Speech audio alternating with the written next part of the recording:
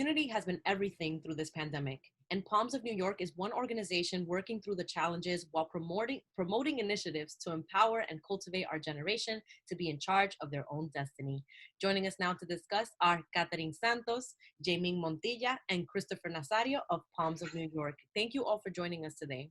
Thank you for Thank you for having us. Of course. All in, in an ensemble, that's how well they work together. They say things together. Just to start, for those who are not familiar, can you tell us a little bit about Palms of New York, or PONY? Yeah. So we like to refer to ourselves as advocates for low-income communities in New York City. So through charity, research, creating and implementing solutions, we aim to overcome the disparities and inequities that are experienced in our neighborhoods and our communities. So we do recognize that there are a lot of issues that plague our communities, right? So in order to overcome that, we try to bring everyone to come together. We create various projects and just basically be the change that our community needs. So. Thank you for that, Christopher. And what are some of the important things that you believe need to be addressed in the Bronx, especially now during COVID-19? How have those issues been amplified by the pandemic, and how has your work shifted to address those issues? Some of the important issues we've noticed, like amplified during this time, involve like health disparities, homelessness, lack of school funding, and pre-COVID-19, we were able to engage with our audience and inform them like, hey, come out, participate, volunteer your time to be the change you want to see within your communities.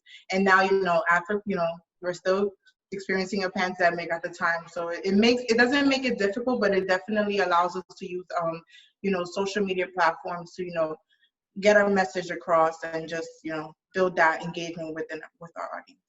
Yes, like Katerine said, we pretty much just had to adapt. Mm-hmm. While a long time ago, a lot of our fundraising activities involved person-to-person contact. Mm-hmm. Now, a lot of our fundraising activities are being done via social media. Mm-hmm. So that's definitely a huge change. Jaimin, did you also want to add on to Uh, that? I saw like you almost said something, but no, he yeah. I just stole it from you. Yeah, he kind of said so basically, we were taking the time to not only fundraise in person, but we gave them an environment to interact, for people to get to know each other, network, for people to network, to get to know their neighborhood businesses, and through these events, we were able to not only build a community, but also aid our community. Right. Thank you for that. And something else you guys are doing is organizing local community cleanups. What Mm-hmm. drove you to start organizing these events? I noticed that you were also participating in the Fordham cleanups as well when the looting happened. Yes. So our Clean the Street initiative originally came about from the looting that happened in our community. We decided to come together, help our neighborhood businesses. Most of the businesses that were affected were mom and pop shops, which could literally be our neighbor who owns it. And then after we saw a rise in littering and PPE being thrown on the floor, we understand that this pandemic has been hard. And as an outlet, people are taking the time to go out, do barbecues, hang out with their families and friends. And we have to also recognize that this is our home, and we're the only ones who are really really responsible for taking care of it. Mm-hmm. So as we're out in the park, it's not fair to see playgrounds filled with trash. Right. Kids shouldn't have to play in such environment. It's not fair that if we want to go enjoy the park, we're struggling to pick a spot to sit on the grass because there's so much garbage. Mm-hmm. We also have to hold ourselves accountable. We bring extra garbages with you when you go to your barbecue. Maybe your neighbor doesn't have enough garbages. Tie a garbage to the tree. Whoever passes by can just dump their garbage. This is our home, and if we don't take care of it, then who will? Mm-hmm. If we don't come together as a community, then who do we really have to look after each other? Yeah, and it's also important to understand that typically people blame the sanitation parks department, but we're the ones that represent this community. So if we can't do anything about it, then what are we really doing at all? Exactly. Right. I agree with that. And it all starts with education as well. And I'm glad that you guys are using Yes. your platform to educate others on how we can stop littering, how we can take care of our neighborhoods. So thank you for that. Another thing I wanted to ask about was about the unity and the solidarity that we've seen in the Bronx and the importance of you guys being for the community and by the community. I think time and time again, we've proven that the Bronx is strong and we're stronger together. We have always proven that we can, any time that is needed, we can come together and really put out the change that we want to see in our community.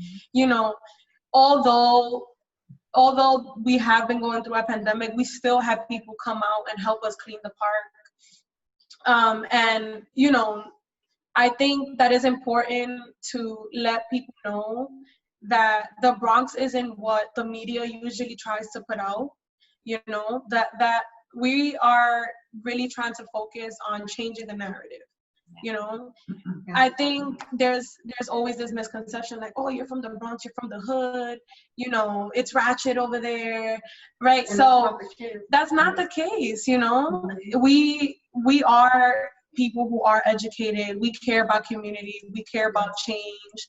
We want to work to build a better environment for everyone. So I think it's very important for us to have that light shed on us as well. Yeah, and you know, one thing we also emphasize is that we want the voices of our communities to be heard. So for those who follow us on Instagram, you know, they can see that we do a lot of polls where we ask people, you know, what are some things in your community that you'd like to see change?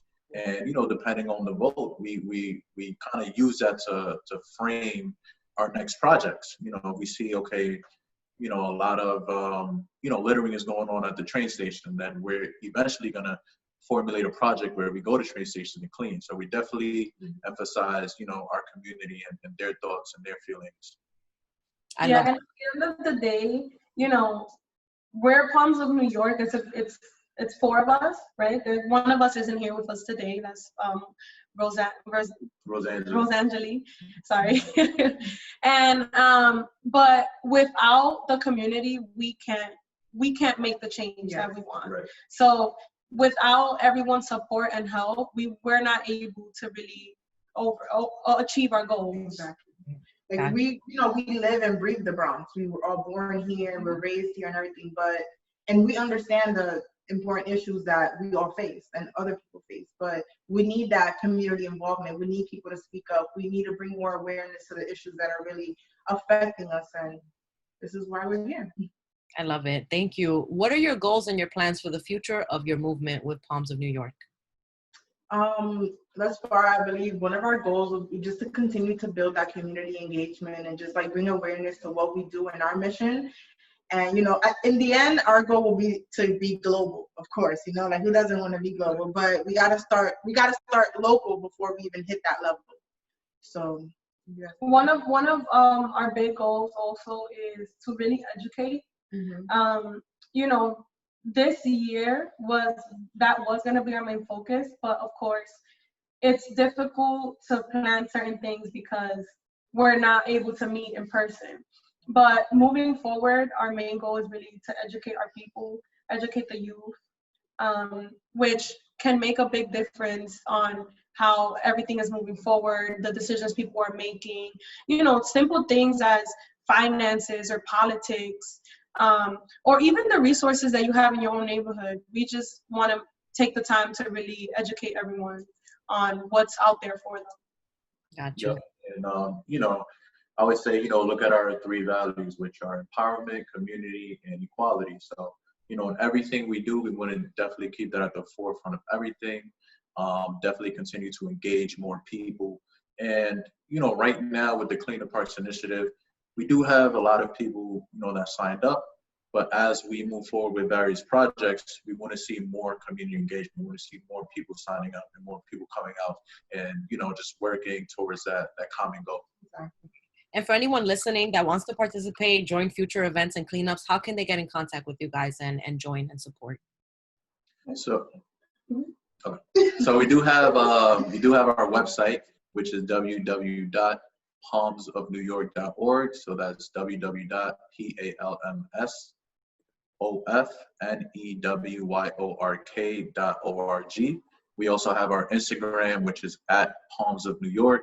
And we also have our email, which is palmsofnewyork@gmail.com. And you know, if anyone wants to donate, we also have we accept donations using Cash App, Zelle, etc. So you can use you can donate by using our email address.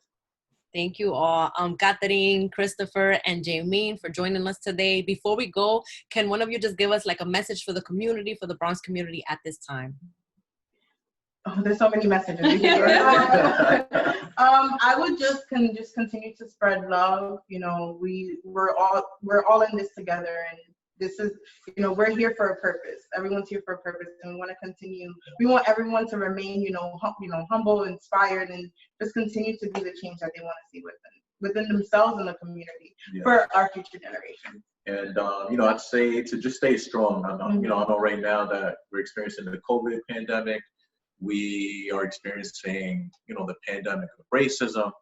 I mean, we've always been experiencing that, but just, everything going on with that, to just stay strong, to, keep one another in mind, to love one another, to continue to just take care of our community, take care of your neighbors, pretty much.